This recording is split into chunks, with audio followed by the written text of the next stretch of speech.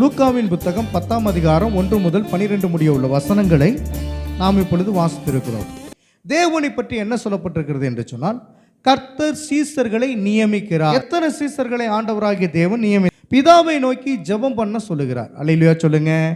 எதற்காக என்று சொன்னால், அறுவடை மிகுதி, ஆட்களோ குறைவு. நீங்கள் சீசர்களாய் மாறி நீங்களும் மற்றவர்களை சீசர்களாய் மாற்றுகிறீர்கள். தேவன் என்ன சொல்றாருன்னா, பிதாவை நோக்கி நீங்கள் ஜெபம் பண்ணுங்கள், ஏன்னா அறுவடை மிகுதி. ஆண்டவர் என்ன சொல்றாரு, புறப்பட்டு போங்கள் என்ற கட்டளையை கொடுக்கிறார். 10ஆம் அதிகாரம் 3வது வசனத்தில் நீங்கள் புறப்பட்டு போங்கள் அப்படிங்கிற கட்டளையை கொடுக்கிறார். அப்போ புறப்பட்டு யார் வீட்டுக்குள்ளே போகிறது, எங்கே போகிறதுன்னு தெரியாமல் நிறைய பேர் கஷ்டப்பட்டுக்கிட்டு கிடக்குறீங்க. போகும் இடம் எப்படி? ஆண்டவர் சொல்கிறாரு, உன்னை ஓநாய்களுக்குள்ளே தான் அமுச்சு விட்றேங்கிறார். எனக்கு அந்த ஓநாய் வேணாம், அது கடிக்க வேணாம், அது பக்கம் நான் போக வேணாம், நான் பாட்டுக்கு இருந்துக்கிறேன் அப்படின்னு நினச்சிக்கிட்டு இங்கே வர ஆராதிக்க உட்கார நேரம் என்ன பண்ண போய்கிட்டே இருக்கிறீங்க. அப்போ நீங்கள் செய்ய வேண்டியது என்ன அப்படின்னா, ஓநாய்களுக்கு பயப்படக்கூடாது. அப்போ ஊழியத்தில் ஓநாய் பீறி போடும் என்று தெரிந்தே ஆண்டவர் அமுச்சு விட்டார். 12 சீசர்களும் மரித்த வரலாறு உங்களுக்கு நல்லாவே தெரியும். தோமா கிபி 52 ஈட்டியால் குத்தப்பட்டு இறந்தார். அப்போஸ்தலனாகிய யோவான் எப்படி மரித்தார்? எண்ணெய் கொப்பையில் போட்டு என்ன பண்ண வாட்டி எடுத்தாங்க, அப்பையும் சாவலை. பேதுரு எப்படி மரித்தார்? இயேசுவை சிலுவையில் தான் அரைஞ்சாங்க, என்னை எக்ஸ் வடிவில் தலைகளை அரைங்கடா அப்படின்னு அரைஞ்சு மரித்தார். அப்போ ஓநாய்களுக்குள்ளே அனுப்பும்போது சாவரத்துக்கு என்ன பண்ண தயாரானவர்கள் தான் சீசர்கள். அல்லேலூயா. சீசர்களுக்கு இன்னொரு பேர் என்னன்னா மாணவர்கள். நம்மெல்லாம் யாருக்கு மாணவர்கள்? கிறிஸ்துவுக்கு மாணவர்கள். தேவனுடைய ராஜ்யத்தை குறித்து பிரசங்கிக்க ஆண்டவர் குறிப்பிடுகிறார். அல்லேலூயா. நீங்கள் போய் அவங்க கூட சம்மந்தம் இல்லாத காரியத்தை பேசிட்டு ஒரு டீயை குடிச்சிட்டு ஆண்டவர் உங்களை ஆசீர்வதிப்பார் அப்படின்னு சொல்லிட்டு வராதிங்க. அவங்களுக்கு எதை குறித்து பிரசங்கம் பண்ணணுமா? தேவனுடைய ராஜ்யத்தை குறித்து நீங்கள் பிரசங்கம் பண்ண வேண்டும். ஆண்டவர் உங்களிடத்தில் ஏதோ ஒன்று எதிர்பார்க்கிறார்.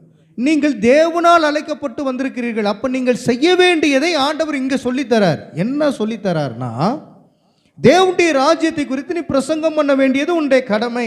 நான் அதை செய்தேன். மனம் திரும்புங்கள், பரலோக ராஜ்யம் சமீபமாக இருக்கிறது என்று ஆண்டவராகிய கர்த்தர் முதலாக பிரசங்கம் பண்ண ஆரம்பித்தார். அப்போ அவர் பரமேறி போறதற்கு முன்னாடி உனக்கு சொல்லுகிற காரியம், நான் இந்த வேலையை பண்ணேன், அதே வேலையை நீயும் செய்.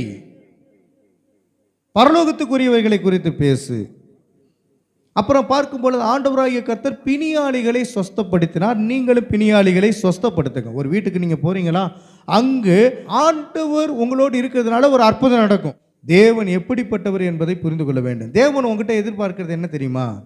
நான் உன்னை சீசியா நியமிச்சிருக்கிறேன். அல்லேலூயா சொல்லுங்க.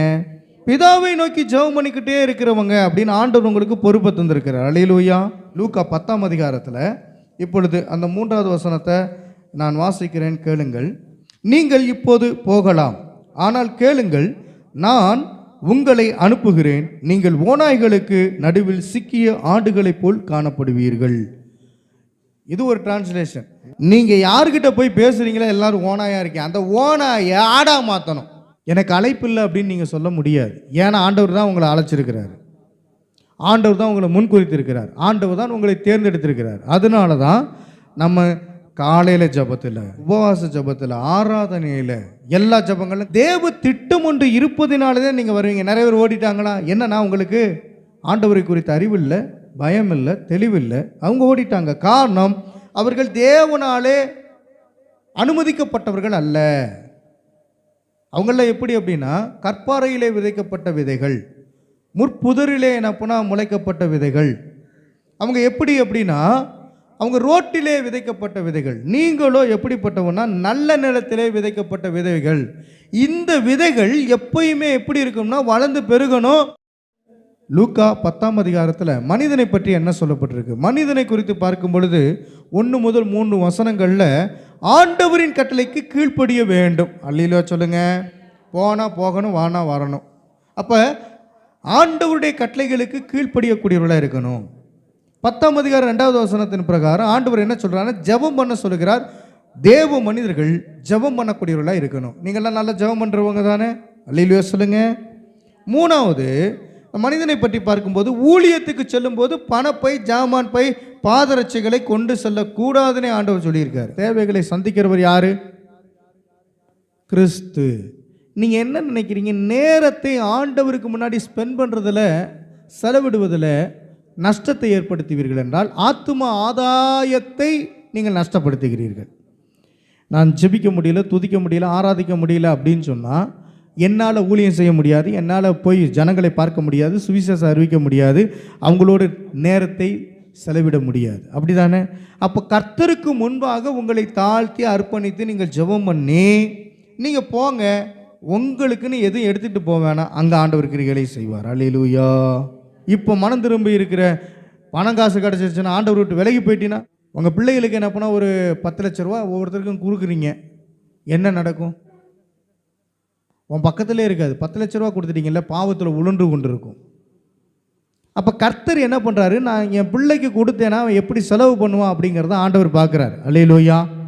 இப்போ பணப்பை எடுத்துகிட்டு போகாத, ஜாமான் பை எடுத்துகிட்டு போகாத, காலுக்கு செப்பலை கூட போட்டு போகாத. இப்போ என்ன பண்ணு? மக்களிடத்தில் போ, மக்கள்கிட்ட போய் கேள்வியும் கேட்காத, தேவனுடைய ராஜ்யத்தை பற்றி சொல்லு. நம் மூலம் சமாதானம் உண்டாயிருக்க வேண்டும் என்று ஆண்டவர் விருப்பப்பட்டு நம்மளை அனுப்புகிறார். அல்லேலூயா. யார் மூலம் சமாதானம் உண்டாகும் சொல்லுங்க? உங்கள் மூலியம் தாங்க சமாதானம் உண்டாகும். கர்த்தர் சமாதானக்கார. அந்த சமாதானத்தை உங்களுக்கு வைத்து போகிறேன்னு சொன்னவர் எனக்குள்ள அந்த சமாதானத்தை கொடுத்துட்டாரு. இந்த சமாதானத்தை போய் நான் விதைக்கணும். அப்படி விதைக்கலைன்னா நீங்கள் ஆண்டவருக்குள்ளாக இல்லைன்னு அர்த்தம். சமாதானத்தை யார் மூலமாக கொடுத்தோம்னு சொல்கிறாரு? இப்போ ஆண்டவர் இயேசு கிறிஸ்துக்கிட்ட சமாதானம் இருக்குது. அந்த சமாதானத்தை முதலாவது நான் பெற்று அதை அனுபவித்து அந்த சமாதானத்தை அப்படியே கையில் கொண்டுட்டு போகிறேன். சமாதான பாத்திரன் அங்கே இருந்தால் அதுக்கு பேர் என்னது? சமாதான பாத்திரன். சமாதான பாத்திரன்னு ஆண்டவர் அங்கே வச்சிருப்பாரு. அவங்ககிட்ட போய் பேசும்போது ரட்சிக்கப்பட்டுருவான். அல்லேலூயா. ஆண்டவர் என்ன பண்ணுறாரு? அந்த சமாதானத்தின் வீட்டாரை காமிக்கிறார். அந்த வீட்டுக்கு அப்போ என்ன சொல்லணும்? சமாதான வாழ்த்துதல் சொல்லணும். அல்லேலூயா. புதுசாக போய் பார்க்குறவங்கிட்ட போய் நீ இயேசுவை ஏற்றுக்கொள்ளலை நரகத்துக்கு போயிடுவோன்னு சொல்லிடக்கூடாது. அவன் வீட்டுக்கு என்னென்னா சமாதானத்தை முதலாவது கூற வேண்டும். ஆண்டவருடைய வார்த்தைகளை அற்புதமாய் அறிவிக்க வேண்டும். அன்பை குறித்து, தேவ கிருபையை குறித்து, தேவ ஞானத்தை குறித்து, அவருடைய பிரசன்னத்தை குறித்து இப்படியாக சொல்லி அவங்களை ஆண்டவருக்குள்ளாக கொண்டு வந்து சேர்க்கிறது தான் நம்முடைய வேலை. விசுவாசிப்பவர்களுடைய வீட்டில் தங்கி, அதாவது ஏற்றுக்கொள்ளுகிறவருடைய வீட்டில் தங்கி அவர்கள் தருவதை புசிக்க வேண்டும். இது ஆண்டவர் என்ன சொல்கிறார் தெரியுமா? சீசர்களே, நீங்கள் போங்க, அந்த வீட்டில் தங்குங்க. யார் வீட்டில் போய் எலியா தங்குனாரு? சாரிபாத்துடைய விதவை வீட்டில். வீடு பெருசுன்னு நினச்சிக்கிட்டீங்களா? அவளுக்கு சின்ன வீடு. என்ன பண்ணால் வீட்டில் மாடி அவளுக்கு இருக்குது, அந்த மாடியில் தங்க வச்சுருக்கா பாருங்க. இப்போ பாருங்கள், அவளும் கஞ்சி சாப்பிட்ணும், தான் பெத்தெடுத்த அந்த பிள்ளைக்கும் கஞ்சியை ஊற்றணும், இப்போ ஊழியக்காரருக்கும் கஞ்சி ஊற்றணும். அல்லேலூயா. ஐயா, ஊழியக்காரங்க வந்திருக்கிறாங்க, தயவு செய்து அவங்களுக்கு சாப்பாடு போடுங்க அப்படின்னா, ஐயே பிச்சைக்காரனாக இருப்பான் போல் ஊழியக்காரன், நம்மக்கிட்ட எதுக்கு எடுத்தாலும் கேட்டுக்கிட்டு இருக்கிறாங்க அப்படின்னு எல்லாரும் நினைக்க மாட்டீங்க. யாரோ ஒருவர், ஒரு சிலர் நினைப்பாங்க. அப்போ என்னன்னா, ஒரு ஊழியக்காரனை வீட்டுக்குள்ளே விட்டா அதை அவனுக்கு செலவு பண்ணிட்டு இருக்கேன், ஐயா வேணாம், நான் பாட்டுக்கு போகட்டும் அப்படின்னு இல்லை. சமாதானத்தின் பாத்திரத்தின் வீடுனா இங்கே வந்து தங்கட்டும். அல்லேலூயா சொல்லுங்க. அந்த வீட்டில் என்ன பண்ணால் பிணியாளிகளை முடியாதவனை உட்கார வைங்க, ஆண்டவர் சுகப்படுத்துவார். இப்போ அவங்க தர்றதை தான் சாப்பிட்ணும். இங்கே போய்கிட்டு என்ன பண்ண, என்னதுங்க புரோட்டா வைக்கிறீங்க, அதெல்லாம் வேணாம், எனக்கு சிக்கன் பிரியாணி, அதுக்கப்புறம் என்ன பண்ண மட்டன் குருமா வேணும் அப்படின்னு உட்காந்துருக்கக்கூடாது. நல்ல உணவு இருக்கும், ஒரு சில நேரத்தில் உணவு இல்லாமல் இருக்கும். அவங்க என்ன தர்றாங்களோ அதை வாங்கி சாப்பிடணும்னு ஆண்டவர் சொல்கிறார். இதெல்லாம் சொல்கிறது யார்? இயேசு கிறிஸ்து சொல்கிறார். ஏரோதும் போல் ஆட்கள்லாம் இருக்கிறாங்க, எப்படா கொலை பண்ணலான்னு. கொலை பண்ண முடியாது, கொலை பண்ணிடணும்னு சொல்லி ஏரோது காத்துக்கிட்டு இருக்கிறான். அதிகாரம் ஆண்டவர்கிட்ட இருந்து வந்தால் தான் கொலை பண்ண முடியும். இன்னைக்கு இங்கே தான் இருப்பேன், நாளைக்கு இங்கே தான் இருப்பேன், நாளை மறுநாள் தான் இங்கே தான் இருப்பேன். அவனால் ஒன்றும் பண்ண முடியாது. போ, அந்த நரிக்கு போய் சொல்லுங்க. அவன் பேர் நரி. நமக்கு என்னது? ஓநாய். ஓநாய் என்ன பண்ண உள்ளே இருக்குது, நரி உள்ளே இருக்குது. அந்த நரிகளுக்கு என்ன பண்ண ஆண்டவரை பற்றி என்ன பண்ண சொல்வதற்காக நாம் அழைக்கப்பட்டிருக்கிறோம். அல்லேலூயா. உங்களுக்குள்ள ஆவியானவர் தான் அந்த பட்டணத்துக்கு போ, அந்த கிராமத்துக்கு போ, போய் என்ன பண்ண சமாதானத்திற்குரிய காரியங்களை சொல்லு. அந்த வீடு சமாதானத்தின் பாத்திரத்திற்குரிய வீடாக இருக்கு. அவன் தான் சமாதான பாத்திரம். போகும்போது எப்படி போகணும்? ரெண்டு பேரை ஊழியத்துக்கு போகணும். நான் அப்படி தான் போய்கிட்டு இருக்கிறேன். அல்லேலூயா. போய் திண்ணையில் உட்காந்து ஆண்டவரை பற்றி பேசுறது, டீ கடையில் உட்காந்து ஆண்டவரை பற்றி என்ன பண்ண பேசுறது, வீட்டுக்குள்ளே போய் நல்லா என்ன பண்ண ஆராய்ச்சிக்கிட்டு இருக்கும்போது 10 பேர்த்த கூட்டு வந்துடுவாங்க. யாராவது வாங்க வாங்க ஊழியக்காரங்க வந்திருக்காங்க அப்படின்னு லைனாக உட்கார வச்சு என்ன பண்ணால் ஜெபம் பண்ணி விடுதலையாக்கி அப்படிப்பட்ட காரியங்கள்லாம் உண்டாயிருக்கு.